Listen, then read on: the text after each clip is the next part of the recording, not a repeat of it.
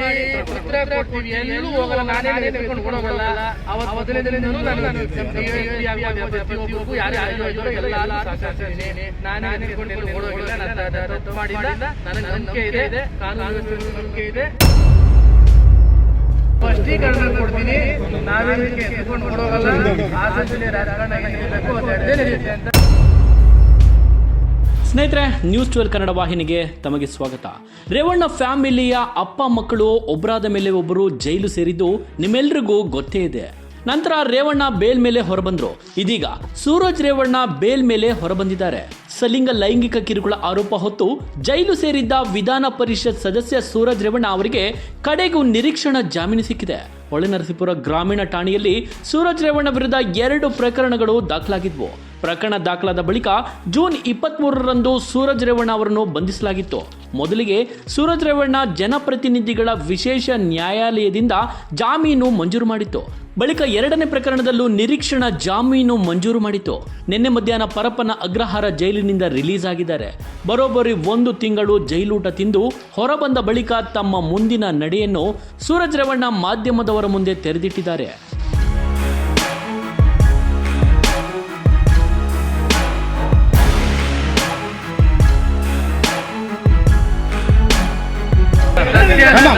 ಮುಚ್ಚಿಡಕ್ಕಾಗಲ್ಲ.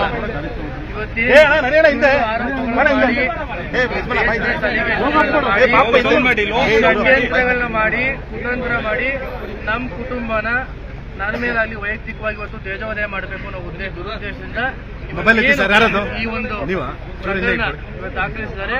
ಅದಕ್ಕೆಲ್ಲದಕ್ಕೂ ಸ್ವಲ್ಪ ಕೆಲವೇ ದಿನಗಳಲ್ಲಿ ಉತ್ತರ ಬರುತ್ತೆ. ನಾನು ಕೂಡ 2-3 ದಿನದಲ್ಲಿ ನಿಮ್ಮ ಮಾಧ್ಯಮದಲ್ಲೇ ಬಂದು ಪ್ರತಿ ಒಂದು ವಿಷಯಕ್ಕೂ ಕೂಡ ಸ್ಪಷ್ಟೀಕರಣ ಕೊಡ್ತೀನಿ. ನಾವೇನದಕ್ಕೆ ಎದ್ದುಕೊಂಡು ಓಡೋಗಲ್ಲ. ಹಾಸನ ಜಿಲ್ಲೆ ರಾಜಕಾರಣ ಏನ್ ನಡೀಬೇಕು ಅದು ನಡೆಯುತ್ತೆ ಅಂತ ಹೇಳಕ್ ಎಸ್, ಕೇಳಿದ್ರಲ್ಲ ಸೂರಜ್ ರೇವಣ್ಣ ಅವರ ಮಾತುಗಳನ್ನ.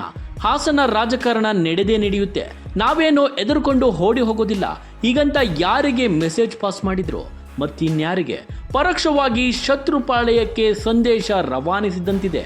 ಸತ್ಯನ ಜಾಸ್ತಿ ದಿನ ಮುಚ್ಚಿಡಲು ಸಾಧ್ಯವಿಲ್ಲ. ನಮ್ಮ ಕುಟುಂಬವನ್ನು ಮುಗಿಸಲು ಷಡ್ಯಂತ್ರ ಮಾಡಿದ್ರು. ನಾವು ಇದಕ್ಕೆಲ್ಲ ಹೆದರುವ ಮಕ್ಕಳಲ್ಲ. ಇದೇ ಹಾಸನ ಜಿಲ್ಲೆಯಲ್ಲಿ ನಮಗೆ ಅವಮಾನ ಮಾಡಿದ್ರಲ್ಲ, ನಮ್ಮ ಮೇಲೆ ಸುಳ್ಳು ಆರೋಪ ಹೊರಿಸಿ ಜೈಲಿಗೆ ಕಳುಹಿಸಿದ್ರಲ್ಲ, ಇದ್ಯಾವುದಕ್ಕೂ ನಾವು ಹೆದರೋದಿಲ್ಲ.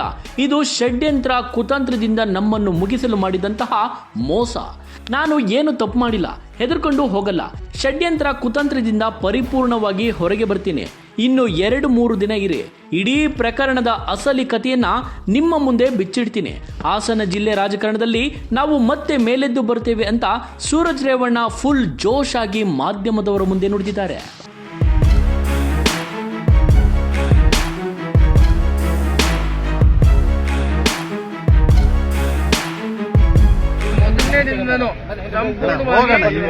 ಏನು ತನಿಖೆ ಸಂಬಂಧಪಟ್ಟಂತೆ ನಮ್ಮ ಎಲ್ಲಾ ತನಿಖೆಗಳಿಗೂ ನಾನು ಸ್ಪಂದಿಸಿದ್ದೀನಿ, ನಾನು ಸಹಕರಿಸಿದ್ದೀನಿ.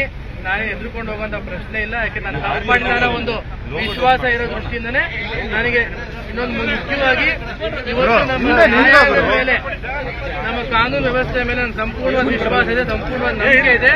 ಈ ಒಂದು ಷಡ್ಯಂತ್ರದಿಂದ, ಈ ಒಂದು ಕುತಂತ್ರದಿಂದ ನಾನು ಯಾವುದೇ ಕಾರಣಕ್ಕೂ ಕೇಸ್ ಅನ್ನಲ್ಲ. ಇದು ಷಡ್ಯಂತ್ರ ಅಂತಾನೆ ಹೇಳ್ತೀನಿ, ಒಂದು ಕುತಂತ್ರ ಅಂತಾನೆ ಹೇಳ್ತೀನಿ.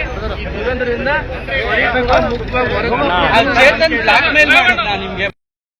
ಸ್ಪಷ್ಟೀಕರಣ ಕೊಡುವಂತ ಕೆಲಸ ಮಾಡ್ತೀನಿ. ಎರಡು ವಿಷಯಕ್ಕೆ ನಿಮ್ಗೆ ಉತ್ತರ ಕೊಡಕ್ ಬಯಸ್ತೀನಿ ಅಷ್ಟೇ. ಈ ಸಂದರ್ಭದಲ್ಲಿ ಶಿವಕುಮಾರ್ ಅಂತ ಯಾವ ವ್ಯಕ್ತಿ ಹೇಳ್ತಾ ಇದ್ದೀರಾ, ಅವ್ನು ಯಾವ ನಮ್ಮ ಯಾವ ಕಾರ್ ಚಾಲಕನೂ ಅಲ್ಲ. ನೀವ್ ಯಾವ ಪೊಲೀಸ್ ಅವ್ರನ್ನೆಲ್ಲ ಯಾರನ್ನಾರು ಬೇಕಾದ್ರೆ ಕೇಳ್ಕೋಗಿ ಎಲ್ಲಿ ಬೇಕಾದ್ರೂ ಸ್ಪಷ್ಟೀಕರಣ ಕೊಡ್ತೀವಿ. ನಮಗಿರೋದು ಒಬ್ಬರೇ ಕಾರ್ ಚಾಲಕ, ಅದು ನಮ್ ಲೋಕೇಶ್ ಅಂತ. ಇನ್ಯಾರು ನಮ್ಮ ಕಾರ್ ಚಾಲಕನೂ ಇಲ್ಲ, ಯಾವ ಆಪ್ತ ಸಹಾಯಕನೂ ಇಲ್ಲ. ಕೇಳಿದ್ರಲ್ಲ ಸ್ನೇಹಿತರೆ, ಸೂರಜ್ ರೇವಣ್ಣ ಅವರ ಸ್ಪಷ್ಟನೆಯನ್ನ.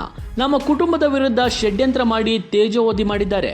ತೇಜೋವಧೆ ಮಾಡುವ ದುರುದ್ದೇಶದಿಂದ ಸುಳ್ಳು ಕೇಸ್ ದಾಖಲಿಸಿದ್ದಾರೆ. ನಾವು ಯಾವುದಕ್ಕೂ ಹೆದರ್ಕೊಂಡು ಎಲ್ಲಿಗೂ ಹೊಡೋಗಲ್ಲ. 2-3 ದಿನದಲ್ಲಿ ಎಲ್ಲದಕ್ಕೂ ಸ್ಪಷ್ಟ ಉತ್ತರ ಕೊಡ್ತೇನೆ, ಸ್ವಲ್ಪ ಕಾಯಿರಿ ಎಂದು ಹೇಳಿದ್ದಾರೆ. ತನಿಖಾಧಿಕಾರಿಗಳಿಗೆ ಸಹಕಾರ ನೀಡಿದ್ದೇನೆ. ಕಾನೂನು ನ್ಯಾಯಾಂಗದ ಮೇಲೆ ಸಂಪೂರ್ಣ ವಿಶ್ವಾಸ ಇದೆ. ಇದು ಕೇಸಲ್ಲ, ಷಡ್ಯಂತ್ರ ಕುತಂತ್ರ. ಶಿವಕುಮಾರ್ ಆಪ್ತ ಸಹಾಯಕನಲ್ಲ, ಕಾರು ಚಾಲಕನೂ ಅಲ್ಲ.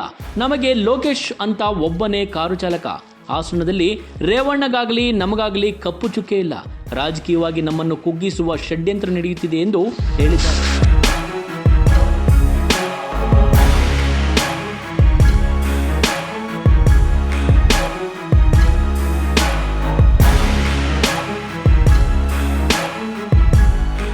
ಇಲ್ಲ. ಒಂದು ಎರಡನೇದು, ಇವತ್ತು ಹಾಸನ ಜಿಲ್ಲೆಯಲ್ಲಿ ಯಾವುದೇ ರೀತಿಯಾದಂತ ರೇವಣ್ಣ ಸಾಹೇಬ್ರ ಮೇಲೆ ನಮಗೆ ಬುಕ್ಕಪ್ ಚುಕ್ಕಿ ಇಲ್ಲ. ಈ ವೈಯಕ್ತಿಕ ವಿಷಯಗಳನ್ನ ತೆಗೆದುಬಿಟ್ಟು ವೈಯಕ್ತಿಕ ಇಲ್ದಿರಂತ ಸೃಷ್ಟಿ ಮಾಡಿ ಇಲ್ದಿರಂತ ಷಡ್ಯಂತ್ರಗಳನ್ನ ಇವತ್ತು ರೂಪಿಸಿ ಈ ರೀತಿಯಾಗಿ ನಮ್ಮ ಒಂದು ಕುಟುಂಬನಾಗ್ಲಿ ಅಥವಾ ನಮ್ಮ ಒಂದು ರಾಜಕೀಯದ ವ್ಯವಸ್ಥೆನ ನಮ್ಮ ಜಿಲ್ಲೆಯಲ್ಲಿ ಸಂಪೂರ್ಣವಾಗಿ ಕುಸಿತಗೊಳಿಸಬೇಕು ಅನ್ನೋದೇ ಒಂದು ದುರುದ್ದೇಶ. 2-3 ದಿನ ವೇಟ್ ಮಾಡಿ ಉತ್ತರ ಕೊಡ್ತೀವಿ, ಎಲ್ಲೂ ಹೋಗಲ್ಲ. ನಾನೇನು ಎದ್ರುಕೊಂಡು ಓಡೋಗಲ್ಲ.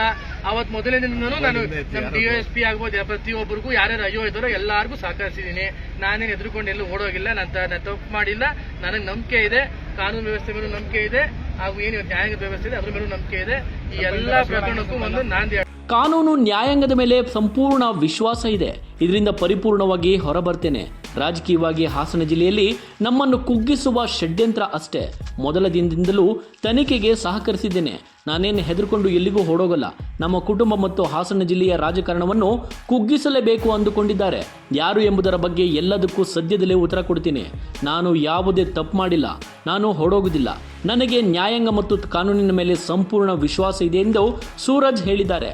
ಒಟ್ಟಾರೆ ಸ್ನೇಹಿತರೆ, ಸೂರಜ್ ರೇವಣ್ಣ ಇದೀಗ ಮತ್ತೆ ಹಾಸನ ರಾಜಕೀಯಕ್ಕೆ ಮರಳುವ ಸೂಚನೆಯನ್ನ ದೊಡ್ಡದಾಗಿ ಶತ್ರುಪಾಳ್ಯಕ್ಕೆ ಸಂದೇಶವನ್ನ ರವಾನಿಸಿದಂತಿದೆ. ಅವರ ಮಾತುಗಳನ್ನು ಕೇಳಿದ್ರೆ ಇವರ ಮಾತುಗಳಲ್ಲೇ ಒಂದು ರೀತಿಯ ಆತ್ಮವಿಶ್ವಾಸ ಇತ್ತು.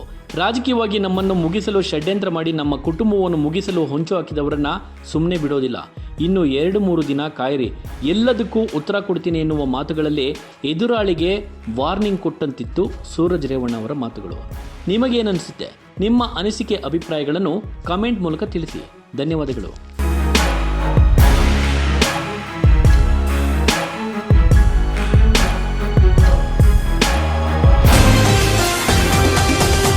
TV12 ಕನ್ನಡ, ಇದು ಕನ್ನಡಿಗರ ಧ್ವನಿ.